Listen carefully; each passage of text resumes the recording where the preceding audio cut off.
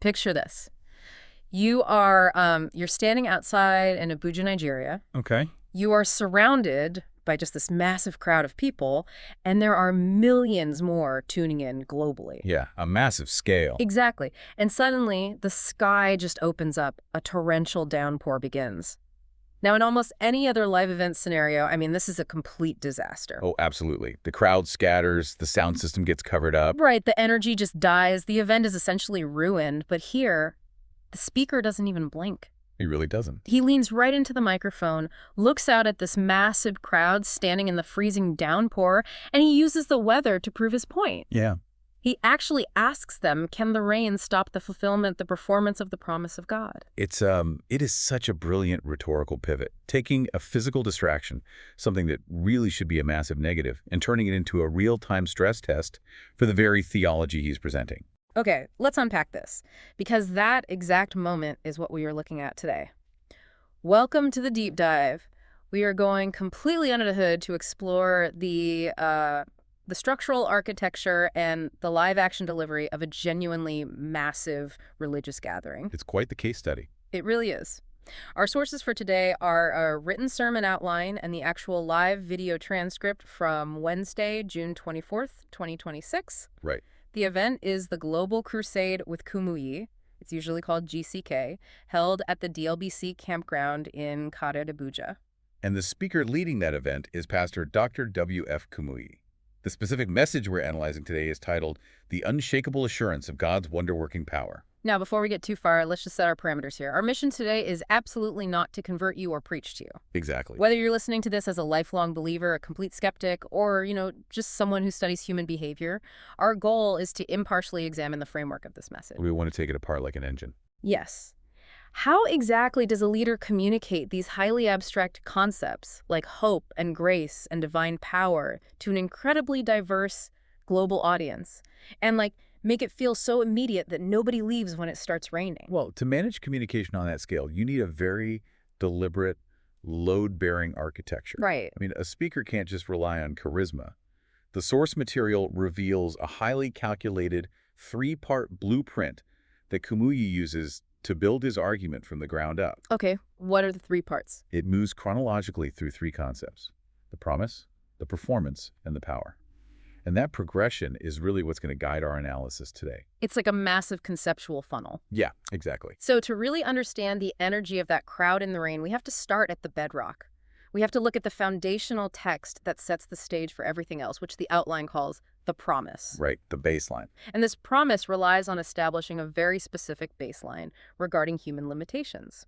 The core scripture they use to anchor this is from the book of Isaiah, chapter 40.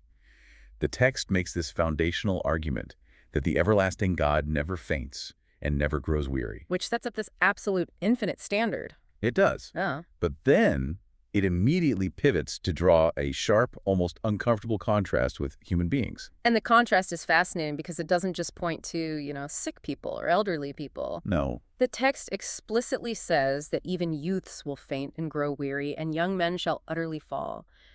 If you think about it, a youth is the absolute biological peak of human physical vitality. That is a deliberate rhetorical choice. By targeting the peak of human strength, the framework establishes a universal baseline of frailty. Right. It argues that no matter how young, healthy, wealthy, or capable you are, your personal resources are fundamentally finite. Your tank will eventually hit empty. The best analogy that came to mind when I was reading through this is a smartphone battery. Oh, I like that. Think about human strength like the battery inside your phone.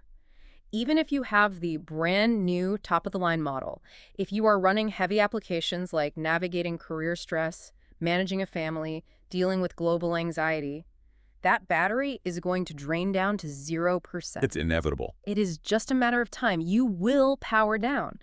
But the promise presented in this text, using the phrase, "They that wait upon the Lord shall renew their strength," it proposes a completely different energy mechanism. Because it's not suggesting that God is just giving you a portable power bank, to give you a 10% boost to get through the afternoon. No. It is essentially proposing that you bypass the internal battery entirely and plug your operating system directly into the main infinite power grid. Yeah. The source material is remarkably explicit about this transfer. It states that when this divine power indwells a person, they receive a strength that actually surpasses whatever vitality they had in their younger years. What's fascinating here is the underlying psychology of offering that specific promise to a massive crowd. I mean, Kumuyi is looking out at thousands of people in person and millions more online, and he is directly addressing the deep, quiet exhaustion that his listeners are likely carrying. Validating their fatigue. Exactly. The framework validates that fatigue. It acknowledges that people are diminishing and losing hope. And then it introduces a solution from Jeremiah 33, verse 3. Which says what? It says, "Call unto me, and I will answer thee, and show thee great and mighty things which thou knowest not." The certainty in the live transcript delivery of that line is intense. There is zero hesitation. That certainty is structurally vital for the message to hold weight. The speaker notes that the text says, "I will answer."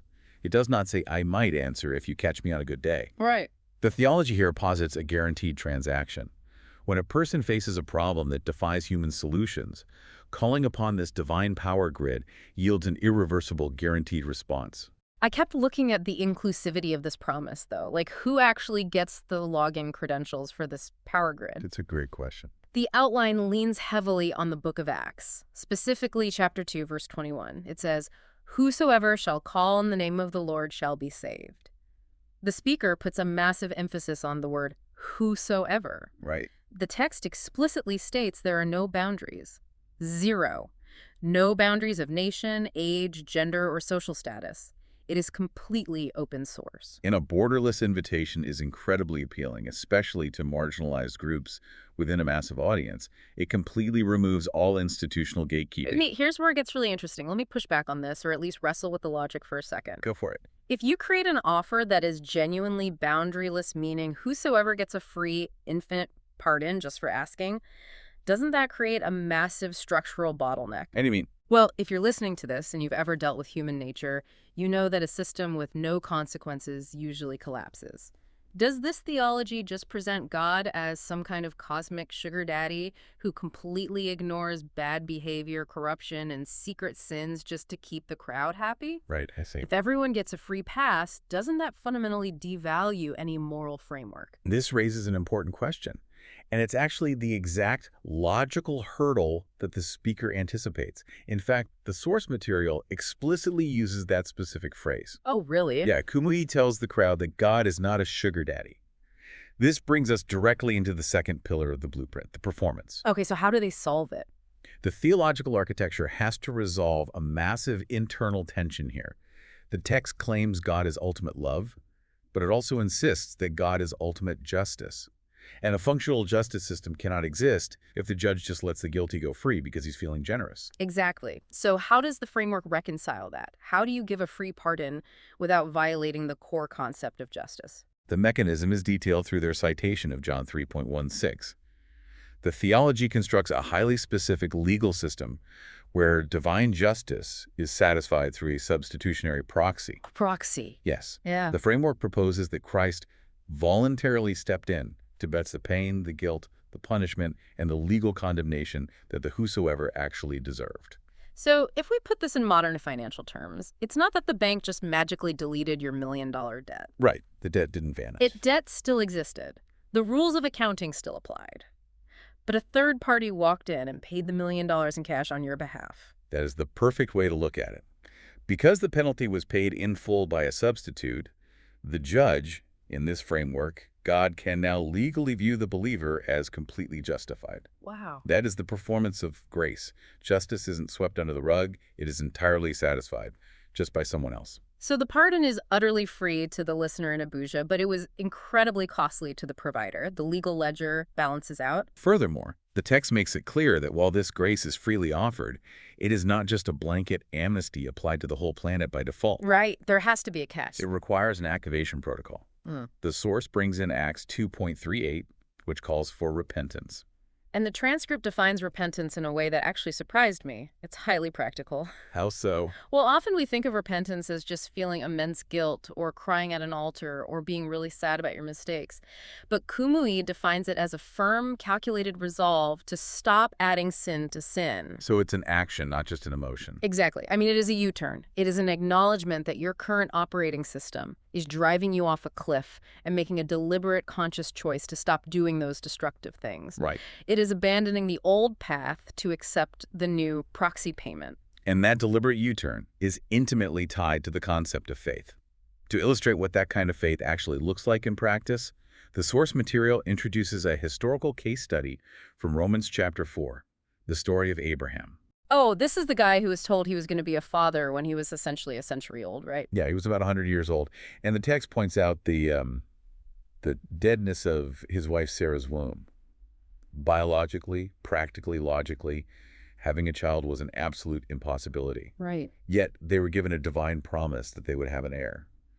The specific phrasing the outline highlights is that Abraham staggered not at the promise of God through unbelief. Staggered not. I kept lingering on that phrase. It paints such a vivid physical picture of someone taking a heavy hit but refusing to lose their footing. It really does. Yeah. The sociological takeaway that the speaker extracts for the crowd is profound. For the performance of this grace to activate in a modern person's life, they must be fully persuaded. They have to buy in completely. Exactly. They have to firmly believe that whatever God has promised, Mm. He has the absolute power to perform it, regardless of how physically impossible the circumstances look. Mm.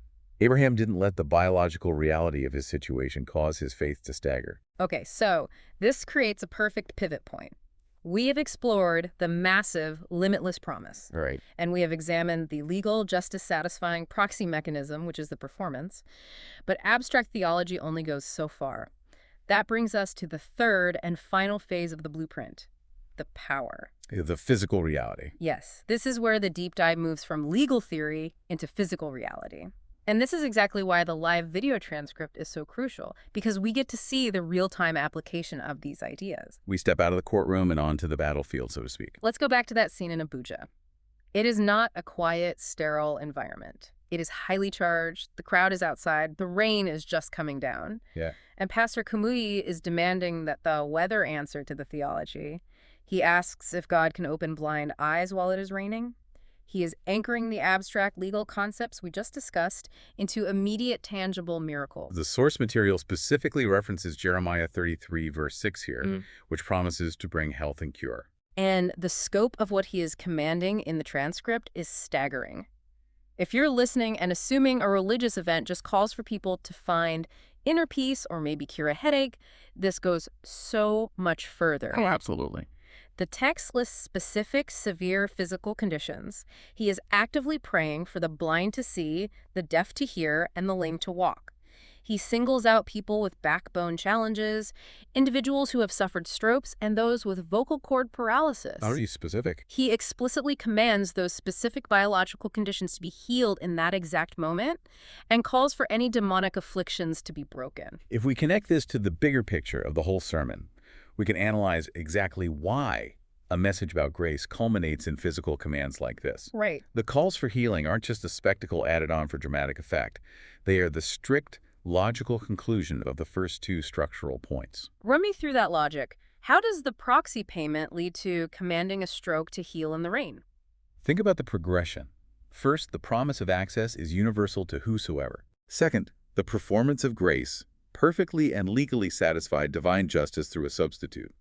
Therefore, if the debt is entirely cleared and justice is fully satisfied, there is no longer any legal, spiritual, or structural barrier holding back divine goodness from the individual. Wow. So the floodgates are open. There is zero bureaucratic red tape left between the power grid and the smartphone. Precisely. The outcome, which the outline cites from Psalm 145, verse 9, is worldwide goodness. Worldwide goodness. This power is not isolated. It isn't gated off for a specific demographic or hidden in a specific geographic location. It isn't even reserved for people who have lived perfect, pristine lives. Right. The theology presents this power as an instantaneous, borderless reality that is actively colliding with the attendees in Abuja right at that very second, regardless of the weather and completely regardless of their messy pasts. So what does this all mean? We have covered a massive amount of ground today, pulling apart the blueprints of a massive global broadcast. We really have. We started by looking at the foundational promise, the establishing argument that human capacity is inherently finite, but that a divine, infinite power grid is available without boundaries. Then we broke down the performance, the highly specific substitutionary mechanism of grace. We saw how the framework ensures divine justice isn't ignored, but is legally satisfied through a proxy, Right. offering a perfect pardon for anyone willing to make a U-turn and refuse to stagger in unbelief. And finally, we witnessed the power, how that complex legal theology steps off the paper and manifests in the real world. We saw it culminate in commands for instantaneous physical healing for a massive crowd standing in the rain. And for you, the listener, whether you are driving to work, cooking dinner, or analyzing mass communication trends, understanding this framework offers a profound window into human resilience. It really does. You don't have to share this theology to recognize why it is so phenomenally effective.